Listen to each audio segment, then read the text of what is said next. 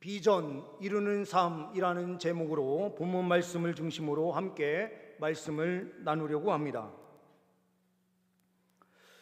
오늘 말씀은 우리가 공동체인 하나님께서 우리 교회에 주신 비전을 중심으로 함께 보겠지만, 이것을 개인 적용으로 이 공동체라고 하는 말을 나라고 하는 성도인 나로 바꾸어서 해석을 하면 똑같은 내용이 됩니다.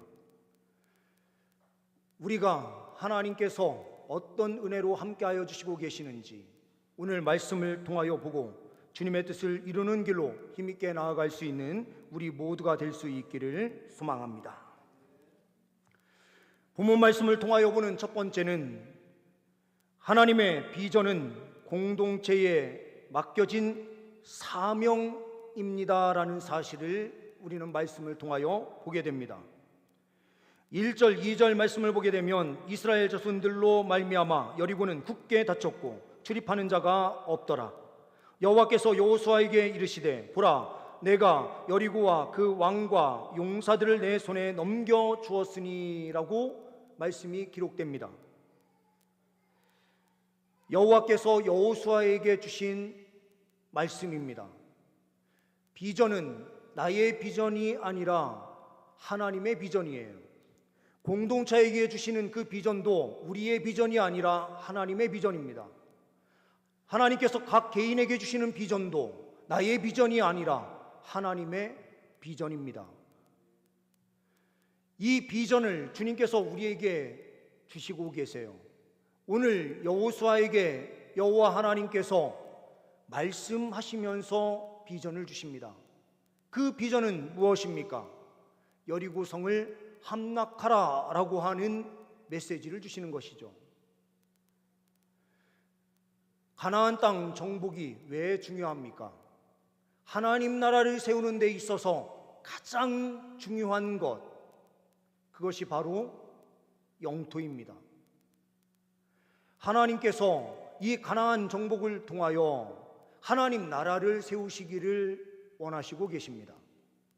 이스라엘은 그냥 단순한 이스라엘이 아니라 하나님의 비전을, 하나님 나라가 어떠한 나라인지 열방에 선포하게 하기 위하여 하나님께서 세우시는 나라였습니다. 이것은 한 개인의 꿈과 비전이 아니라 하나님 아버지의 꿈이세요. 이 꿈을 위하여 주님께서 여호수아를 친히 불러 세우셔서 명령을 주시고 계시는 것입니다. 그런데 이 사명의 자리가 어떠한 자리입니까? 여리고성이 보이는 자리예요. 여리고성 바로 앞에 있는 자리예요. 이적과 기적을 체험해서 이 이스라엘 백성들이 지금 길갈 지역에 도착해 있습니다. 이 길갈에서 바로 보이는 것이 바로 여리고성입니다. 요단강을 건넜지만, 이적과 기적을 체험하면서 이 요단강을 건넜지만 그들 앞에 가장 먼저 놓인 것은 높은 성벽이 있는 여리고였습니다. 우리가 꼭 기억해야 될 것이 있습니다. 홍해를 건넌 것을 고린도전서에서는 이것을 무엇으로 표현하는가? 믿지 않던 사람이 세례를 받아서 하나님을 믿게 된 것으로 표현해요. 홍해를 건넌 것을 세례로 표현되고 있는 것입니다. 요단강을 건너는 것도 똑같은 의미가 있어요. 세례를 받는 거예요. 주님께서요, 이 요단강을 건너게 하신 이 과정을 통하여 새로운 은혜로 이스라엘 백성들을 세우신 것입니다. 예수님을 처음 딱 믿는 순간 우리는 주님의 세례를 체험해요. 성령 세례가 어떠한 은혜가 있는 것인지 체험해요. 성령 세례를 딱 누리는 순간 우리는요, 완전히 변화되기 시작해요. 그런데요, 예수님 잘 믿고 나아가다가 탁 만나는 가장 큰 성벽 같은 것들이 항상 있게 돼요. 여리고 성과 같은 높은 성이 우리를 딱 가로막습니다. 이때에 우리가 어떻게 이 한계를 뛰어넘을 수 있을까요? 우리의 힘으로는 결코 뛰어넘을 수 없는 그 성벽인데 어떻게 뛰어넘을 수 있습니까? 여리고성은 높은 산에 세워졌어요. 우리가 보고 있는 저 남한산성이 해발 500m 위에 세워진 거라고 하더라고요. 지금 세워진 이 여리고성은 요단강에서부터 보면은 해발 500m 정도 이상 되는 곳에 세워졌다라고 볼 수가 있을 만큼 높은 성곽입니다. 거기에 이중성벽으로 되어 있었는데, 이중성벽 가운데 하나 외벽은 7m 높이, 그리고 이 7m 위에 고스란히 위쪽에서 다시 이 성벽이 하나 더 쌓여 있어서 이중성벽으로 되어 있습니다. 내벽의 성벽도 7m, 그러니 바깥에서 그냥 성벽의 높이만 보더라도 14m, 7층 건물 정도가 되는 높이가 그 위에 세워져 있는 거예요. 그런데 밑에서 보게 되면 산 위쪽에 있으니 그 높이는 이루 말할 수 없는 높이였을 것입니다. 그리고 이스라엘 백성들의 모습을 보게 되면, 이스라엘 백성들이 저 이집트에서부터 생활했었던 사람들은 높은 건물들을 많이 봤을 겁니다. 그런데 이들이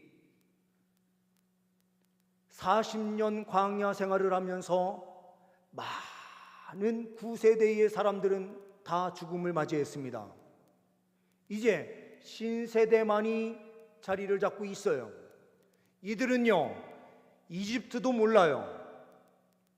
그리고 이들은 집을 지어서 산다라고 하는 이 개념도 크게 없습니다. 이들은 장막으로, 집을 텐트로 그곳에서 지내다가 이동할 때가 되면 그 짐을 다 싸서 이동하는 사람들이에요. 이들에게는 성벽이라는 개념도 없어요. 하나님께서 구름을 떠오르게 하셔서 이동하시는 순간 이동을 해야 되는 나그네 생활을 하고 있습니다. 그런데 이들이 처음 마주하게 된 그 성은 성 가운데서도 가장 강력한 성인 여리고 성 앞에 이들이 서 있는 겁니다. 그러니 그 높이만 보더라도요, 기가 질렸을 거예요. 지금까지는요, 우리가 좀 뭔가 그래도 해볼 만하지 않겠냐라고 생각을 했을지 모르는데, 그 앞에 딱 서는 순간 그들의 모든 자신감은 한순간에 다 무너져 내렸을 거예요. 야, 우리 이거 안 되겠다라는 이런 마음들이 서서히 스물스물 들어오고 있었을지도 몰라요. 우리도요, 마음에 그 큰 높은 성벽을 스스로 만들어내고 건널 수 없는 벽이라고 이야기할 때가 너무나 많아요. 이거는 나한테 힘든 일이야. 우리에게는 불가능해. 우리 교회의 규모로는 할 수 없고, 우리로는 이 일을 할 수 없다라고 주저앉는 자리가 얼마나 많습니까? 이때에 우리가 붙잡아야 되는 것은 무엇입니까? 우리는 연약하지만 우리에게 사명을 주신 분이 누구신가를 우리는 볼 때에 우리는 다시 일어설 수 있어요. 만군의 여호와 하나님, 세상을 창조하신 여호와 하나님께서 여호수아를 친히 불러서 명령하여 말씀을 주셨습니다. 사명을 주신 거예요. 우리가요, 한계가 있어서 주저앉고 싶을 때에 바라보아야 될 그 존재는 우리에게 사명을 주신 하나님이십니다. 하나님을 바라보면서 힘있게 달려갈 때에 모든 우리 앞에 있는 모든 성곽을 무너뜨리는 역사가 펼쳐지게 될 줄 믿습니다. 육상 역사에서 오랫동안 인간의 한계라고 일컬어졌던 것이 있습니다. 1마일 1.6km를 인간이 4분 안에 절대로 뛸 수 없다. 이것이 바로 육상의 한계였어요. 그런데 1954년 5월 6일에 이 한계를 뛰어넘는 사람이 한 사람 있었습니다. 그 사람은 바로 로저 베니스터라는 사람이었습니다. 영국의 육상 선수였던 이 사람이 다 불가능하다라고 이야기했던 4분의 벽을 넘었어요. 3분 59.4초 0.6초를 간신히 딱 앞당기면서 4분의 벽을 무너뜨렸어요. 그런데요, 이게 무슨 일입니까? 그 같은 해에 한 사람이 이 4분 벽을 딱 뛰어넘자 많은 사람들이요, 이 4분 벽을 다 넘기 시작하는 거예요. 그래서 어떤 사람이 이렇게 이야기를 했습니다. 문제는 신체의 능력이 아니라 마음의 벽이었다. 4분은요, 우리의 신체가 연약해서 뛸 수 없었던 것이 아니라 마음의 벽을 딱 쳐놓고요, 이 거리는 4분 이내에 들어올 수 없어, 딱 이렇게 정해놓은 마음의 벽으로 인하여 넘지 못했다. 누가 이렇게 이야기를 했어요. 이 벽을 넘기 전에 의사들 가운데는 이렇게 이야기를 했습니다. 이것은 인간의 한계이기 때문에 1.6km를 4분 안에 뛰게 되면 심장이 터져 그 사람은 죽게 될 것이다. 이런 얘기까지 한 의사들이 있었어요. 그런데 한 사람이 넘게 되면서 많은 사람들이 이 한계를 뛰어넘기 시작했습니다. 우리도요, 똑같은 모습 가운데 있을 수 있어요. 이거는 절대로 못하는 거야 라고 우리 스스로가 딱 정해놓고 아무것도 하지 않으면서 주저앉아 있는 자리, 주님께서는 우리에게 명령하시고 계십니다. 너는 앞으로 전진해 나아가라, 저 벽을 넘어라, 주님께서 명령하시고 계시는 것입니다. 명령하시는 주님을 신뢰하면서 한 걸음 나아가시는 주의 백성들 되시기를 소망합니다. 두 번째로는 하나님의 비전은 준비된 공동체를 통해 이루어진다라는 것입니다.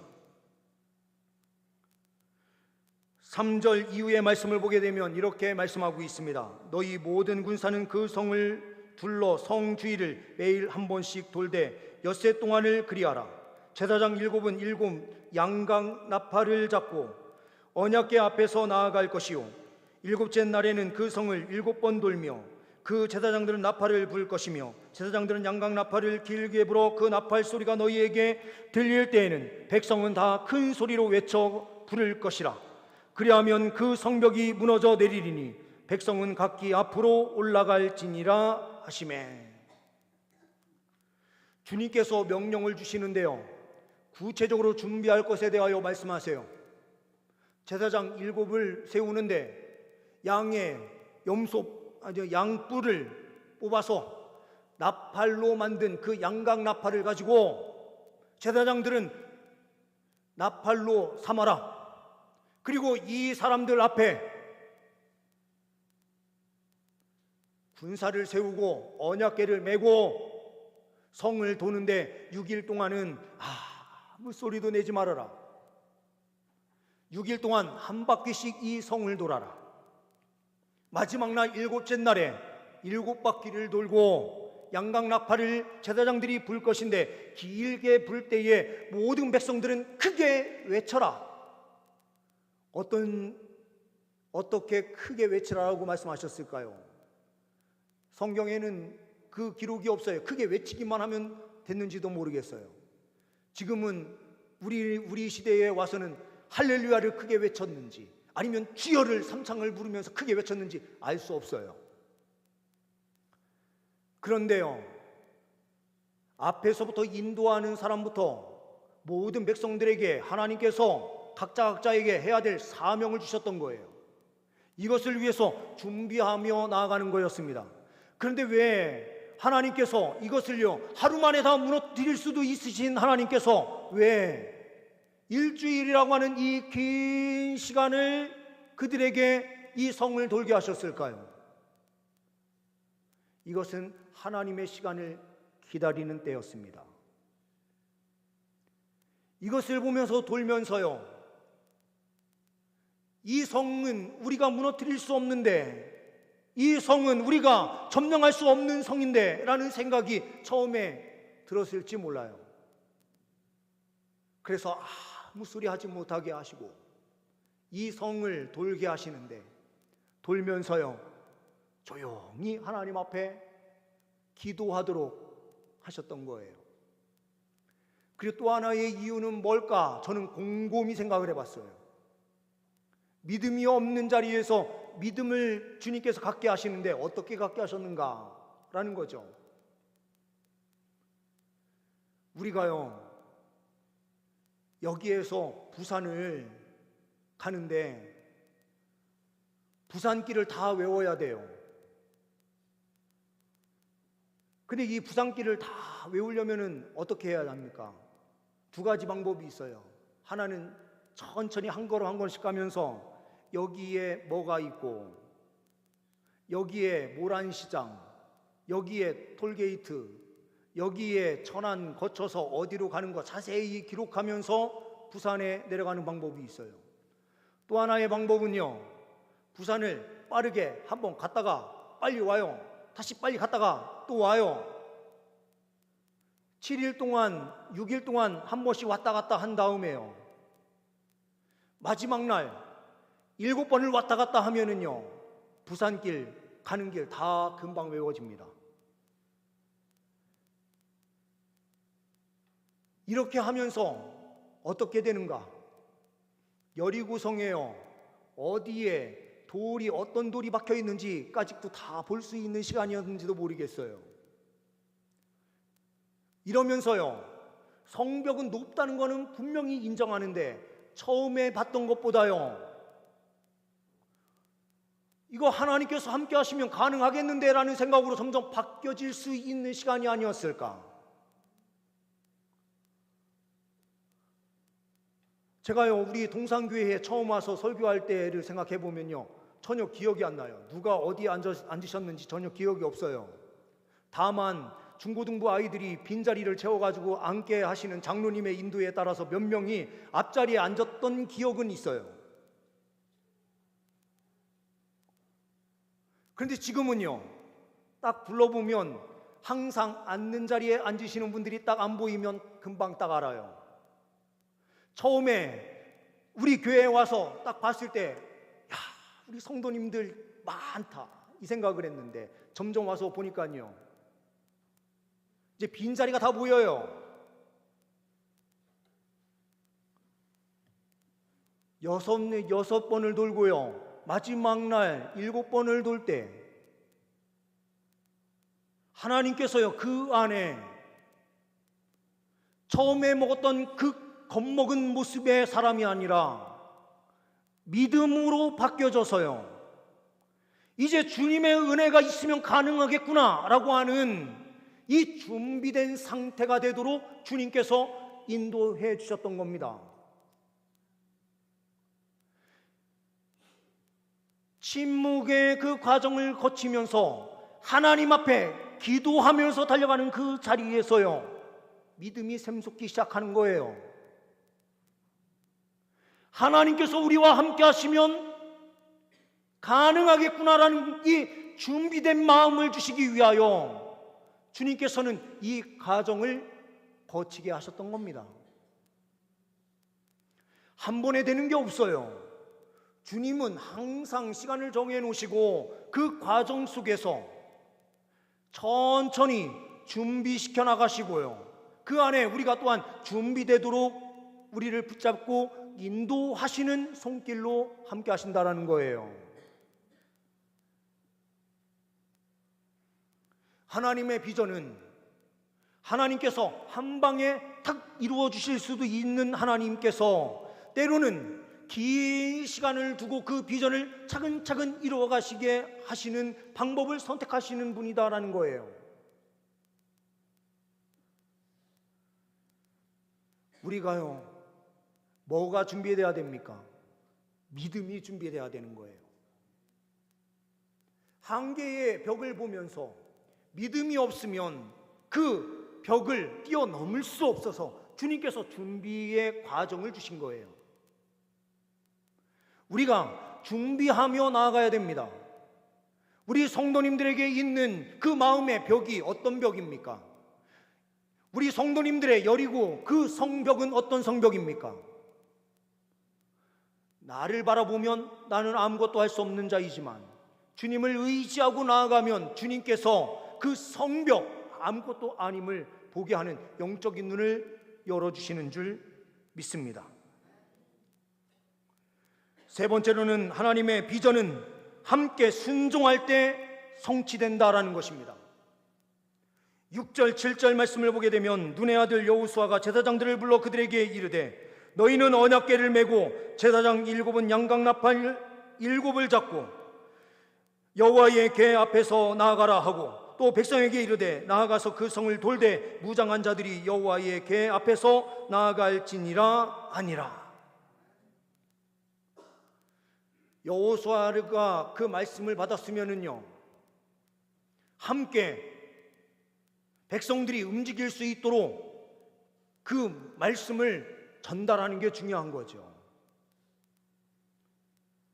한 개인의 순종을 통하여 이루어지는 역사가 아니라 온 이스라엘 백성들의 순종을 통하여 하나님께서 세우실 나라이기 때문에 그래요.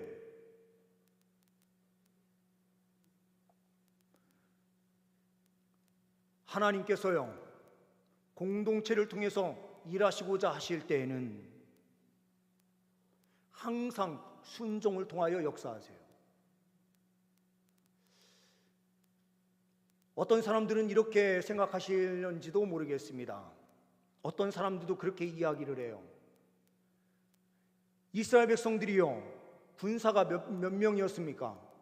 장정 20세 이상 되는 싸울 만한 그 군사들의 숫자가 60만 명 정도 되는 것으로 성경은 이야기하고 있습니다. 민수기 1장에서도 마찬가지이지만 민수기 26장에서도 모압 평지에서 그 숫자를 셌을 때에도 60만 명가량이에요. 군사의 숫자가요. 그리고 함께하는 사람들까지 포함하면 200만 명 정도 될 텐데 이 사람들이요, 여리고성을 딱 둘러싸면은 다 둘러쌀 정도의 그 규모 정도 되는 게 여리고성이에요. 아마도요, 두세 줄로도 이 여리고성을 뺑뺑 둘러설 수도 있었을 거예요. 이 여리고성 크기가요, 축구 운동장 5개 정도 합친 크기였다, 이렇게 이야기를 해요. 그러면서 이야기를 하죠. 그 조그만한 성, 이렇게 이야기를 하는데요, 조그마한 성이 절대 아니에요. 왜요? 한번 우리가요, 고구려 시대의 요동성을 한번 생각해 보십시오. 요동성에요, 사람이 몇 명이 있었는가? 군사 10,000명 정도가 그곳에 있었어요. 그런데 쳐들어온 수나라의 그 당태종은 몇 명을 이끌고 왔는가? 110만 명이 넘는 사람을 끌고 왔어요. 그런데요, 이 성은 평지성이었습니다.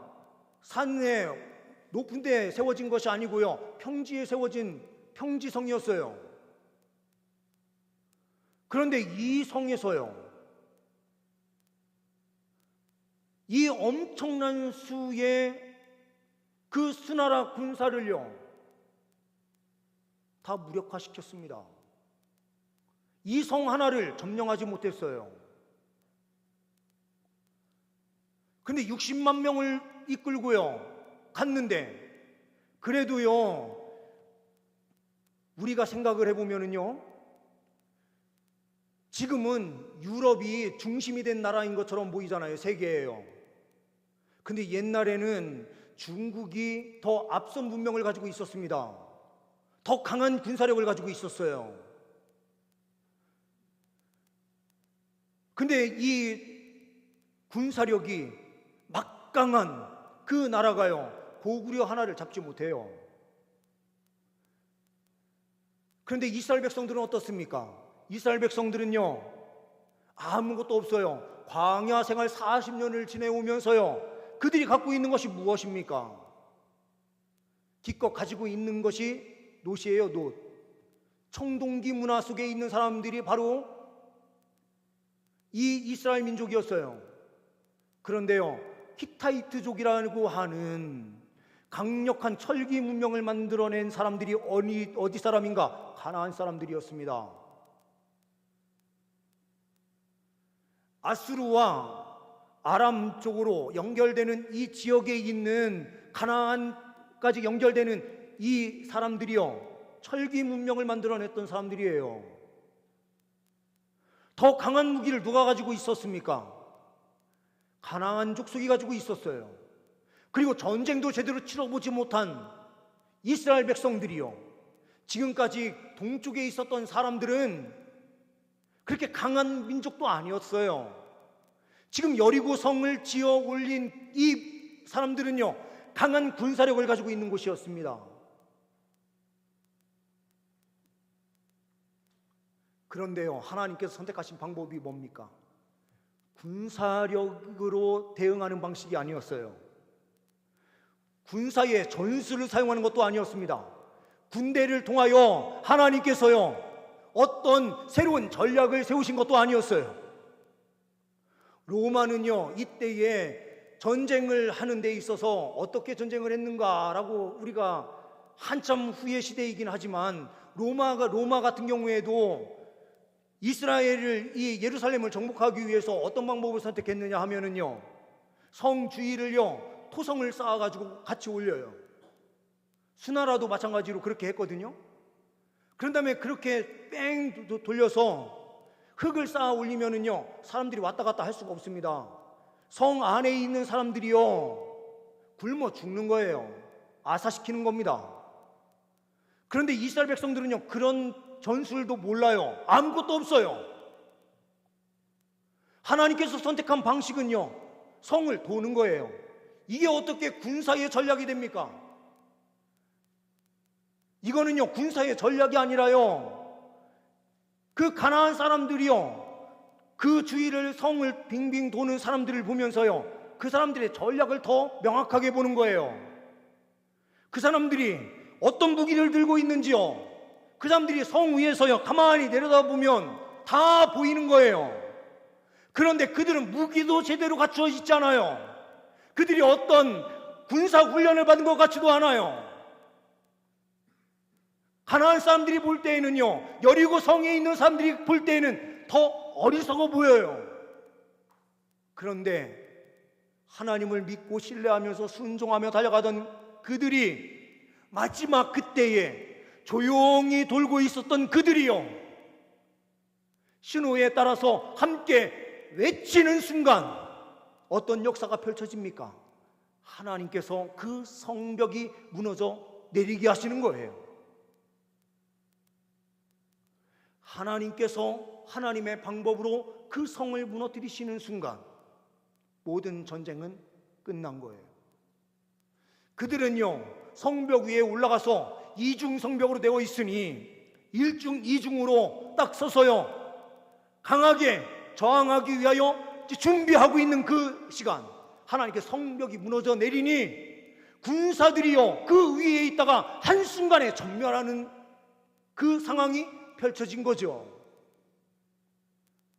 그러면서 온 이스라엘 백성들이 그 여리고 성 안으로 무너지는 순간 진격해서 들어갈 때에 모든 전쟁은 한순간에 끝나버렸어요. 하나님의 방법은 바로 이런 방법이에요. 하나님께서 우리에게 요구하시는 것은요, 군사적으로 전략을 잘 세우는 것, 이것을 원하시는 것이 아니고요, 물론 잘 준비해서 하나님께서 말씀하신 대로 행하는 것이지만 진짜 중요한 것은 그 안에서요, 왜 하나님 이 방법으로 우리가 성을 돌아야 됩니까? 라고 하면서 질문을 던지는 자리가 아니라 하나님께서 말씀하신 그 말씀 앞에 전적으로 순종하며 달려갈 때에 역사가 펼쳐지는 거예요. 그것도 여호수아 한 사람만 순종하며 달려가는 것이 아니라 주의 백성들인 이스라엘 공동체 전체가 함께 순종하며 달려갈 때에 이러한 역사가 펼쳐지는 것입니다.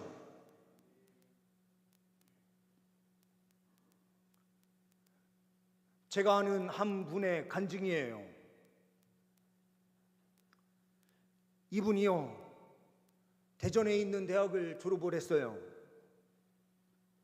그리고 대전에 있는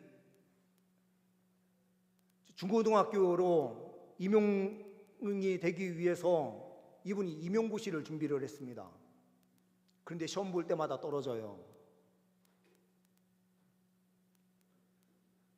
엄청나게 낙심합니다. 주님 앞에 엎드려서요, 기도해요.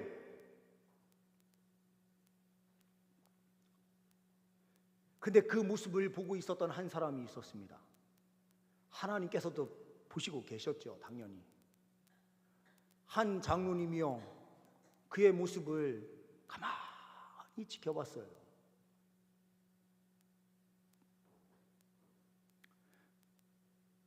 다른 사람에게는 이제 불행한 사건이긴 하지만 하나님의 뜻이 있으셨겠죠. 한 중학교의 한 교사가요,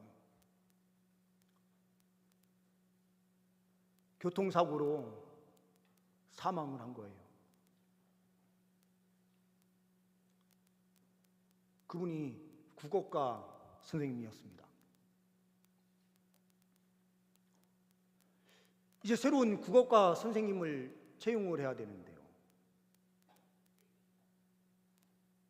이 장로님이 번뜩 생각난 사람이 있어요.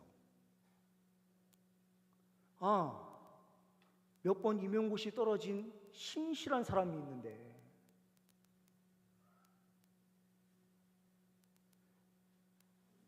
그분을 불렀어요.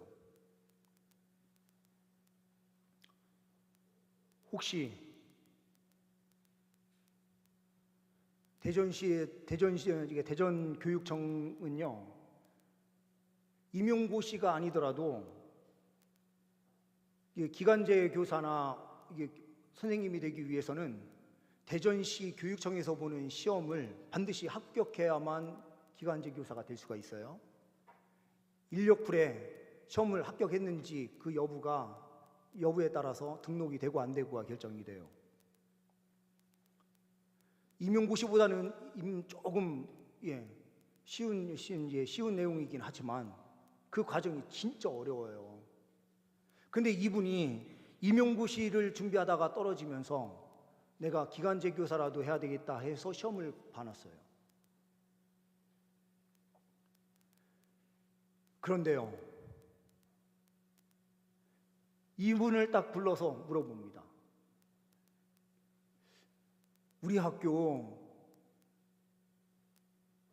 지금 자리가 하나가 났는데 오실 수 있겠느냐? 있습니다. 그러면 대전에 인력풀에 시험을 합격이 돼 있어야 우리가 채용할 수 있는데 시험을 봐놨느냐? 예, 그렇지 않아도 하나님께서 마음을 주셔서 시험 봐서 합격해놨습니다. 검색을 딱 해보니까요, 이 사람 명단이 딱 뜨는 거죠. 그래서 채용할 수 있었어요.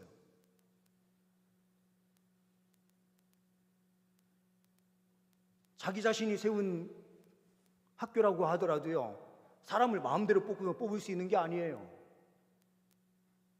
그 사람이 준비되어 있어야 뽑을 수 있어요. 그런데요, 인간의 방법으로는 그 학교에 들어갈 수 없어요. 그런데 하나님께서요, 기도하면서 준비한 주의 백성에게요, 응답하시는 방식이 사람의 방법으로 하지 않고요, 하나님의 방법으로 딱 해서 그분을 딱 뽑으시는 거예요. 그때 기도하면서, 간절히 기도하면서요, 교회를 진실되게 섬기고 있었던 그 사람을 한 장로님이 눈여겨봤기 때문에 그런 기회가 올 수 있었던 거죠. 하나님을 떠나서요, 아무것도 준비하지 않고요. 그리고 어떤 사람은요, 나는 믿음이 있으니까 하나님께서 해주시겠지 하면서요, 기도만 하고 있는 분들이 있어요. 그렇게 아무것도 준비하지 않으면 하나님께서요, 사용하시고자 할 때에 준비되어 있지 않으면 사용될 수가 없어요.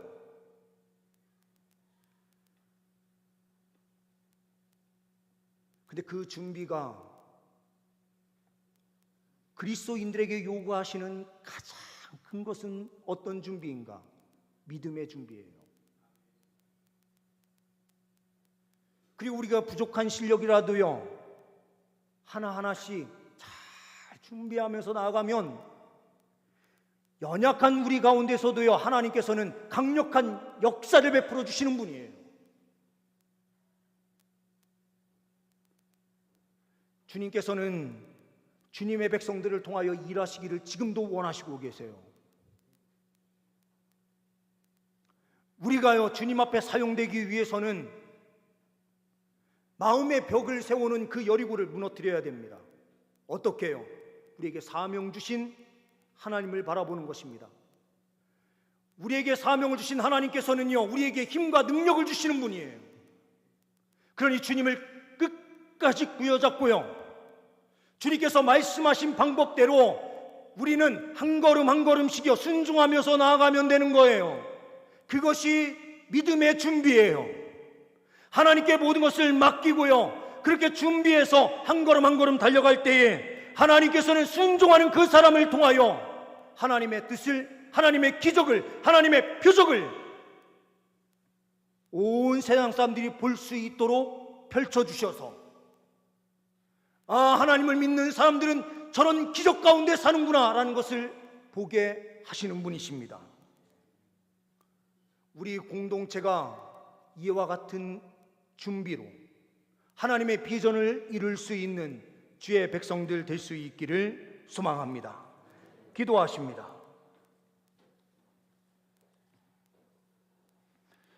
하나님 아버지, 감사합니다. 주님, 우리는 연약하고 부족하지만 주님께서 우리에게 사명 주시고 그 사명을 이루기를 원하시고 계시는 줄 믿습니다. 주님을 바라보며 사명 이루는 길로 달려갈 수 있는 우리가 되게 하여 주옵소서. 또한 준비된 공동체로 힘있게 세워질 수 있도록 역사하여 주옵소서. 주님 함께 순종하는 공동체, 주님 동산 공동체가 되어 하나님의 뜻을 이루는 역사가 펼쳐지게 하옵소서. 우리 주 예수 그리스도의 이름으로 기도하옵나이다. 아멘.